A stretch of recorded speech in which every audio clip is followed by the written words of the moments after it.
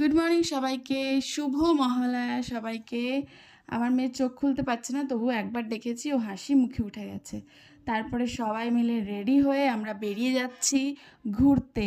কোথায় যাচ্ছি গিয়ে বলবো। তো সকালবেলায় দেখছি একজন মা ও মেয়ে খুব সুন্দর করে কীর্তন করছে। ভোরবেলার কীর্তন শুনলাম, আর ভোরবেলাটাকেও অনেক দিন পর দেখলাম। তো দেখতে ভালোই লাগছে, বেশ ঠান্ডা ঠান্ডা হাওয়া দিচ্ছে, আমাদের গাড়ি চলতে শুরু করে দিল।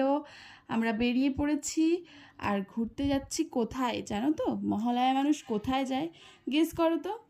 চলে এসছি বাগবাজার। বাগবাজার মায়ের ঘাটে চলে এসছি।